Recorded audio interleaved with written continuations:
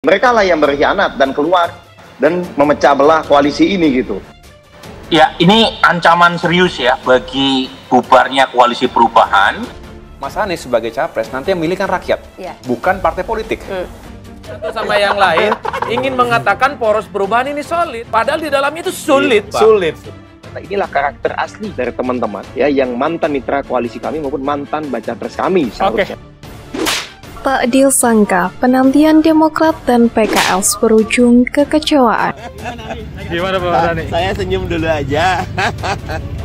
Akan ada penjelasan detail, tapi di DPP bukan di sini. Nah, teman-teman Nasdem lah yang membuat koalisi sendiri dengan teman-teman PKB, mengusung Mas Anies Baswedan dan Caimin. Mereka lah yang berkhianat dan keluar dan memecah belah koalisi ini gitu. Memecah belah koalisi ini gitu.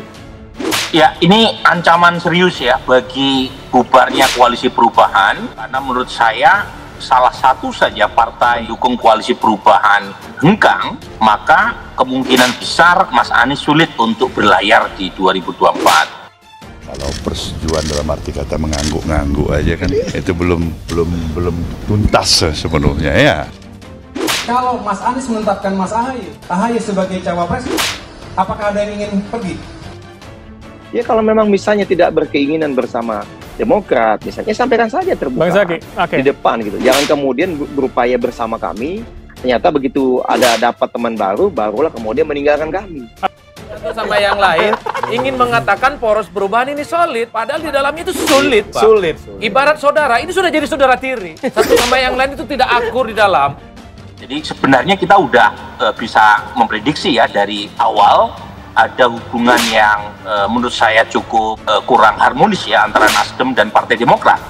Misalnya Demokrat memilih untuk keluar dari koalisi perubahan, tanggapannya bagaimana? Saya hormati. Apalagi yang saya harus katakan?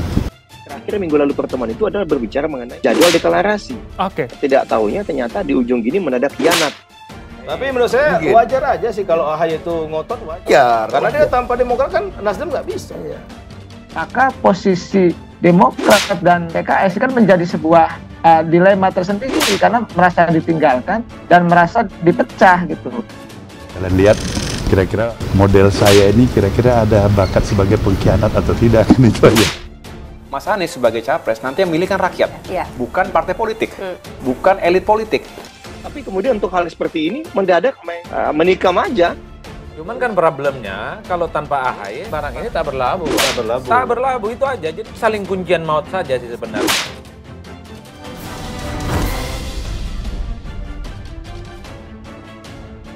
Jelang pemilu 2024, koalisi Parpol Amburadul, ada yang sudah pecah, ada yang sebentar lagi sepertinya akan pecah.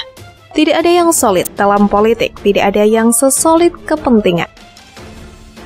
Adakah yang menyangka bahwa nama Caimin akan dijadikan kandidat untuk perpasangan dengan Anies Baswedan? Kira-kira, akankah ada poros koalisi baru? Partai apa yang siap mendukung pasangan ini bila pasangan ini benar-benar maju pemilu? Kabar mengejutkan terkait dengan Pilpres 2024 muncul di akhir bulan Agustus 2023. Kabar yang dimaksud adalah tentang munculnya wacana baca pres atau bakal calon presiden Anies Baswedan akan dipasangkan dengan Ketua Umum PKB atau Partai Kebangkitan Bangsa, yakni Muhaimin Iskandar alias Gus Muhaimin, alias Caimin sebagai bacawa pres atau bakal calon wakil presiden. Munculnya wacana Anies Caimin disebut mengejutkan karena selama ini orang membicarakan Anies akan berpasangan dengan Ketua Umum Partai Demokrat yakni Agus Harimurti Yudhoyono. Sebelumnya hampir tidak terdengar ada wacana Anies Caimin. Pihak yang paling bereaksi dan meradang dengan munculnya wacana Anies Caimin tentu saja Partai Demokrat, sebab mereka sudah merasa hampir pasti bahwa AHY, sang Ketua Umum, akan menjadi pasangan Anies di Pilpres 2024 nanti.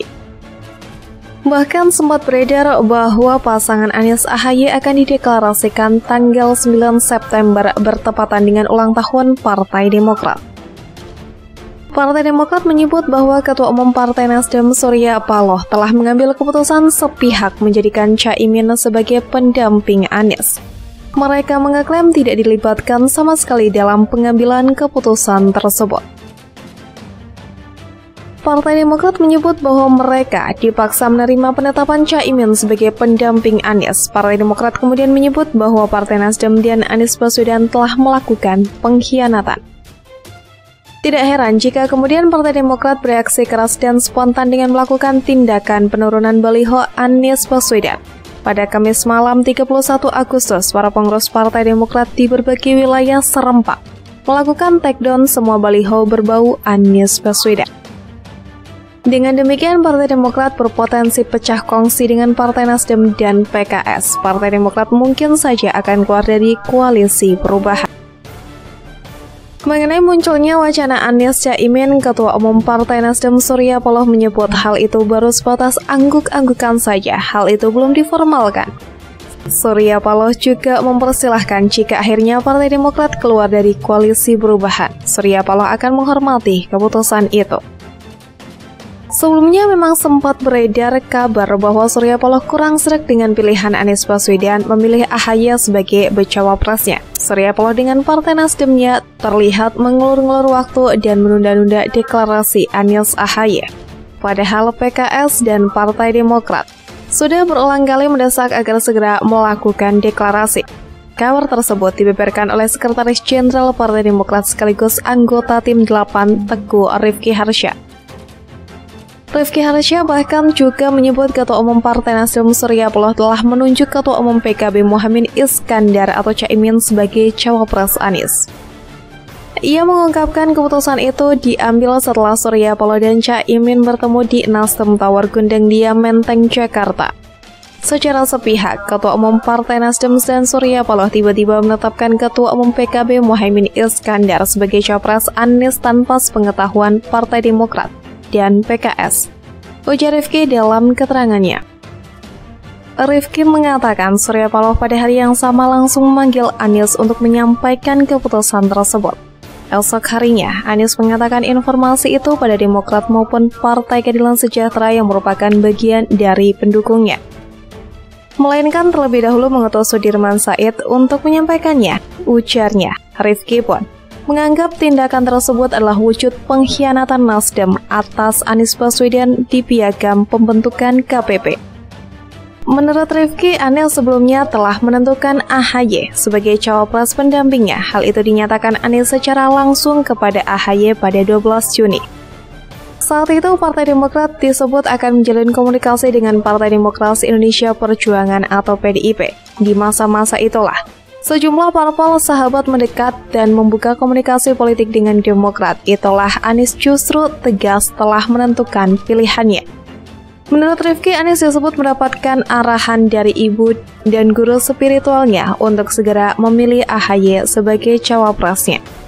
Setelah Tim 8 Koalisi Perubahan sempat merencanakan deklarasi cawapres-cawapres dalam beberapa kesempatan, akan tetapi Rifki menyebut rencana deklarasi itu beberapa kali batal terlaksana. Pihaknya menduga batalnya rencana deklarasi itu karena Anies patuh dengan Surya Paloh untuk mengurungkan deklarasi. Diduga kuat tidak terlaksananya deklarasi itu karena capres Anies lebih patuh kepada Ketua Umum Nasdem Surya Paloh yang ingin terus menunda waktu deklarasi. Ini jelas mengganggu dan melanggar prinsip kesetaraan atau equality dalam koalisi, ujar Rifki. Pekan lalu Rifki juga ketiga partai sejatinya sudah sepakat untuk segera menggelar deklarasi pasangan calon Anies Baswedan dan AHY. Kesepakatan itu tercapai Anies bertemu dengan Surya Paloh 24 Agustus. Rencananya deklarasi tersebut digelar pada awal bulan September. Namun, sejuta sayang bagi Demokrat yang harus menelan pil pahit karena batalnya deklarasi tersebut. Demokrat melalui Rifki menyampaikan kekecewaan atas sikap Anies maupun Surya Paloh. Keputusan Anies itu sudah disampaikan kepada dua ketua umum Partai Demokrat Koalisi Perubahan lainnya, yakni Surya Paloh dan Ahmad Syahiku. Dikatakan Rifki, Anies juga sudah menyampaikan hal itu kepada Ketua Majelis Tinggi Partai Demokrat Susilo Bambang Yudhoyono dan juga Ketua Majelis Syuro PKS Salim Segaf Ali Jufri.